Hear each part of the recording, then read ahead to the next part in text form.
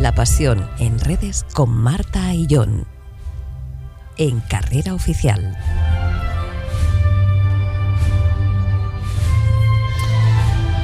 Pues son días de entretenerse, de dedicar un poquito más tiempo a todo lo que tenemos y por supuesto hablar de esa impresionante agenda cultural de la que hemos estado hablando prácticamente 25 minutos. Pero qué interesante la entrevista con el pregonero de la Semana Santa de Cabra 2025, Antonio Moreno Campos, que nos ha contado, que nos ha ido relatando sin contarnos nada, nos ha contado muchísimo. Él cree que no nos ha contado nada, o puede pensarlo, pero nos ha contado cosas que realmente nos han llegado y siempre, bueno, pues en esta entrevista, que son de las vísperas de la Semana Santa, la verdad que nos sentimos muy felices y muy orgullosos. Bueno, recibimos ya a nuestra compañera de Cuaresma de Cabrense, directora Marta Aillón. Muy buenas noches, bienvenida un jueves más a Carrera Oficial. Muy buenas noches, Eduardo, aunque creo que se podría decir muy buenas tardes, noches, ¿no? Porque fíjate que yo, de hora ya sí, yo he combinado con el pregonero, he combinado dos cosas, ¿vale? La primera le he dicho buenas tardes, porque eran las 8 y algo, y ya que estamos ya buenas noches, entonces he combinado las tardes y las le he dado buenas tardes y luego para despedirlo le he dicho, Antonio, buenas noches, y me ha dicho, vale, nos vemos en el jardinito. Pues estupendo, allí nos vemos. Y la verdad que muy bien, bueno, se espera pues ese domingo de pasión, un domingo muy intenso, no solo en Cabra, sino en toda Andalucía, donde se van a celebrar muchos pregones, el de Córdoba, el de Sevilla, el de Cabra y el de muchísimos más municipios, el de Puente Genil, que se dan la mano ese día para anunciar su Semana Santa. Y nosotros, ¿qué tema traemos en el día de hoy aquí en La Pasión en Redes? Bueno, Eduardo, si me permite un pequeño inciso Por antes supuesto. de empezar con el tema de hoy, ¿no? Porque hay un poema muy bonito, ¿no? Que a mí siempre se me viene a la mente con este cambio de hora, ¿no? Y es que dice, cuando brota el azahar, cuando la luz del crepúsculo retrasa la noche, es que ha llegado la primavera.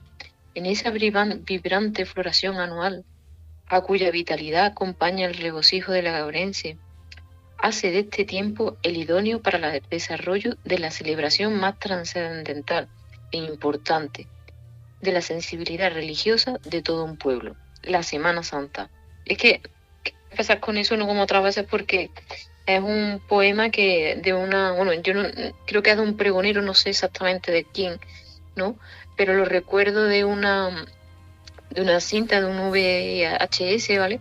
Que habré visto 20 millones de veces, ¿vale? Que para mí ha sido hasta el momento el mejor vídeo de Semana Santa que se ha grabado de nuestra Semana Santa, tanto por las imágenes como por la locución. Sé que la locución es de Salvador, pero creo que el texto no es suyo, ¿no? Y por eso siempre cuando viene esta época, siempre se me viene a la mente este pequeño poema, ¿no? Y quería empezar con ello, ¿no? No sé si tú sabrás de quién es. La verdad es que yo no lo sé. Exactamente, no lo sé. Pero bueno, evidentemente surge de muchísimas cabezas pensantes que han sido tocadas por una varita y que se emocionan al sentir todo lo que nos regala esta gran fiesta que vamos a celebrar y que en Andalucía la vivimos de una manera realmente apasionante. Lo que queremos saber es cómo la viven en el resto del mundo, Marta. Exacto. ¿Tú te has parado alguna vez a pensar cómo se vive la Semana Santa? Si hay Semana Santa en el resto del mundo. Bueno, pues hoy, como nos encontramos en plena Cuaresma, ¿no? Vamos a hacer un viaje por el mundo, pero vamos a enseñar cómo se vive la pasión en otras partes del mundo. Todos sabemos cómo se vive en nuestra ciudad, pero en muchas ocasiones ni nos hemos parado a pensar cómo se vive esta celebración, a lo mejor en el pueblo de al lado, que unos pocos kilómetros, pues hacen que cambie mucho la Semana Santa. También nos paramos a pensar qué sentimientos despiertan o qué simbolismos cobran protagonismo. Creo que es algo que no nos hemos preguntado y que pues vamos a hacerlo en este programa, ¿vale? Decir que la Semana Santa es una festividad universal en el mundo cristiano, pero que en cada rincón del planeta se vive de una manera única y especial. En algunos lugares el recogimiento y la solemnidad predominan, mientras que en otros la celebración se vive como un estallido de color y fervor. ¿Tú piensas que en Andalucía la vivimos con solemnidad o un estallido de fervor popular, Pues Eduardo? yo pienso que todo, ¿no? Todo, se mezcla La todo, porque, conjunción, ¿verdad? podemos, es que nos encontramos polos opuestos. Por un lado, nos podemos encontrar la pasión, la intensidad, el arraigo, el ser andaluz de Jerez de la Frontera, por ejemplo, por poner un ejemplo. Y por otro lado nos podemos encontrar una Semana Santa castellana en Úbeda y Baeza. Pues por eso Y en vamos a y empezar. en la misma región. Bueno, te hablo de Úbeda y Baeza, pero que si nos vamos a municipios más en el Jaén profundo, encontramos Semana Santa realmente castellanizadas. Y si nos Pues por vamos eso a otro vamos lado, a fíjate lo que podemos empezar encontrar. nuestro recorrido. Bueno, va a empezar por Europa, ¿vale? Es un continente en el que la Semana Santa tiene unas tradiciones muy arraigadas. Concretamente vamos a empezar por España, donde esta festividad, bueno, se convierte en una manifestación de fe y arte en la calle. En España pensamos que la Semana Santa inevitablemente se nos va la cabeza a Sevilla, ¿no? Pero en este caso lo vamos a analizar otras partes. Por ejemplo, Málaga destaca por sus grandes tronos, la liberación del preso de la Hermandad del Rico, el desfile de la Legión, Granada con la procesión de María Santísima de la Alhambra, saliendo del monumento más visitado de toda España, el regreso de la Hermandad de la Concha por el barrio del Albaicín, ¿no? O la Semana Santa, como tú has dicho anteriormente, la Semana Santa de León, ¿no? En la que destaca el encuentro entre San Juan y la Madre Dolorosa, Zamora con la atmósfera que se crea por la noche con, para nosotros capuchones, ¿no? Esos nazarenos que van cantando canto gregoriano, ¿vale? O Valladolid con sus imágenes barrocas, Salamanca, ¿no? Donde yo creo que destaca la arquitectura de sus calles, con creando un fondo espectacular. O también es de destacar la procesión del Domingo de Ramos en Elche, o Lorca, donde los desfiles destacan desfiles porque podemos ver personajes de la Biblia y de civilizaciones antiguas, algo que, pues, por ejemplo, también se realizaba en Cabra, ¿no? Y hay que ver en pocos kilómetros cómo podemos ver estos cambios de unas ciudades a otras, incluso como tú has dicho, sin irnos a lo mejor tan lejos a Valladolid, a Elche, no a Lorca, sino en la propia Andalucía, cómo cambia de un lugar a otro. Pero es que ya en el propio continente europeo, por ejemplo, en Italia, Roma, el epicentro del catolicismo, pues destaca la procesión de un Vía Crucis, bueno, el rezo del Vía Crucis por el Coliseo. O en Florencia, uno de los elementos más importantes es la procesión del Scopio di Carno, que es una exposición como un carro, ¿vale?, lleno de fuegos artificiales. En Malta, uno de los aspectos más fundamentales es la peregrinación a Sigiegui, ¿vale? Que veamos que todo esto ocurre, y ahora vamos a ver todo lo que ocurre al otro lado del Atlántico, porque ya podemos ver aquí en Europa, pero ahora, ¿qué pasa en la otra parte del mundo, no? O bueno, la Semana Santa de América Latina, en Guatemala, destaca las alfombras de serrín coloreadas, ¿no?, que se colocan en el suelo. En México, la Pasión de Jesucristo, Iztapalapa, es una de las más multitudinarias, ¿no?, donde se reúnen casi 3 millones de mexicanos para llevar a cabo esta representación de la Pasión. Bueno, no es que la representen 3 millones, sino que acuden, ¿vale?, 3 millones de personas. Te hemos entendido. ¿Vale? O, por ejemplo, en Micho se recupera sus tradiciones indígenas con cristos hechos de caña de maíz o de trigo y la orquídea en las cruces de los espejos. También decir que estas tradiciones, igual que las nuestras, han viajado allí. Estas tradiciones también han viajado aquí a España, ¿no? Concretamente se comentaba antiguamente que, bueno, pues que el Cristo de la sangre, ¿vale?, el que está con la Virgen de los Remedios, pues vino de Sudamérica. Y es más, yo no sé si tú sabes esta curiosidad, se decía que podía venir infectado de virus, insectos, lo que fuera, por lo que este Cristo estuvo, no sé si fue un fin de semana, unos días, ¿no?, en la plaza del Cerro, ¿vale?, para que pues todas las posibles contaminaciones que pudiera traer, después se le fueron. No sé, yo sabía esta No, no, no, curiosidad. no, no, no, no, no la sabía, ¿no? No. No tenía Pues no tenía ni idea, no tenía ni idea de esto. No. sí, sí, esto contado por una historiadora de Cabra, ¿vale? Y me lo contó y me quedé sorprendida porque hablaba con ella de cuando nos remontamos a la historia de Cabra, de que muchas veces es muy difícil discernir en esa historia sobre el Cristo de la Sangre que procesiona actualmente en el lunes santo con el Cristo de la Sangre de la Hermandad de los Remedios. Y me estuvo contando una serie de hechos que ocurrieron, ¿no? Que es por lo que hace discernir cuál es el origen de una y cuál es el origen de otro. Claro, ¿Vale? Porque pero también se comentaba eso. tener en cuenta que el Cristo de la Sangre original era el Cristo de la Sangre del Archicofrade de la Veracruz. Correcto. La fundación del Cristo de lo que hoy conocemos Cristo de la Sangre, que procesiona el lunes santo, su denominación, su advocación original era Cristo del Perdón. Correcto. Entonces, pues claro, ahora, como el que realmente sale es la sangre, pues todo el mundo pues lo conoce como la Hermandad de la Sangre, ¿no? Eso no hay ningún tipo de duda.